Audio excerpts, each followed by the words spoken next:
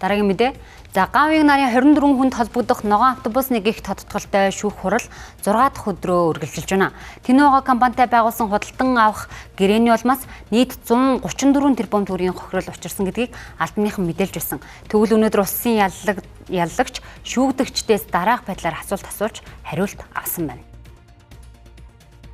Дахиад нэг тодорхой хэлээд хийж болоод энэ автобусыг хийж болоод гэж болоод энэ автобусыг хүлээн авахдаа хэрхэн хүлээж авсан юм?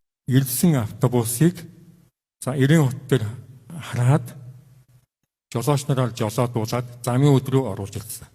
За тэгвэл тухайн автобусын бүрэн бүтэн байдал, төхөөрөмжтийн байдал чиг тухайн нөхцөл байдлыг шалгаагүй гэж ойлгож болох уу? Болно. Тухайн автобусууд нь тэгвэл таныг хүлээж авахд ер нь ямар дизель төлбөртэй автобусууд байсан юм? Дизель 2 байсан уу? 5 мэрийг байсан уу? үзэх боломж байгаагүй, ерөөсөө үзээгүй. Энэ бүх автобусууд дээр Евро 5 гэсэн наалт байсан юм уу? Байсан, наалт байсан. Бүгдэнд нь гэсэн үг. Евро 2 автобус байхад яагаад Евро 5 гэсэн наалттай байна гэдэг асуудлыг Гавьягт хийсэн зүйл байгаа юу? Баггүй.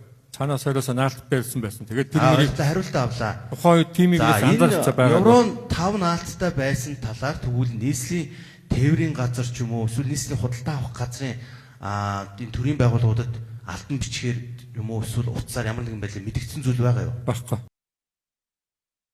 Тинуого компани гүйцэтгэх захирал Эрдэнэбатын хэлснээр 3 удаагийн татан авалтаар оруулж ирсэн 100 автобус дээр Евро 5 гэсэн наалт байсан гэлээ. Гэхдээ автобусны бүрэн бүтэн байдлыг шалгах боломжгүй буюу жолооч нараараа шууд унаж оруулж ирсэн гэж учирлалаа. За энэхүү шүүх хурал 6 дахь өдрөө үргэлжилж байна. Хэргийг иргэн сануулбал нийтийн тээврийн парк шинжилтийн ажлын хүрээнд 2023 онд нийслэлийн засаг даргын тамгын газар болон Тинуого компани худалдан авах гэрээг байгуулсан байдаг. За ингэхдээ их багтаамжийн дизель хөдөлгүүртэй 600 автобус, цахилгаан хөдөлгүүртэй 160 автобус, дунд багтаамжийн 50 автобус буюу нийтдээ 810 автобус худалдан авахар гэрээ байгуулсан. За улмаар худалдан авалттай холбоотой асуудал авилгатай тэмцэх газар шалгагдаж, Чингэлтэй дүүргийн эрүүг иргэн анхан шатны шүүхэд хэрэг шилжээд байгаа нь энэ юм а.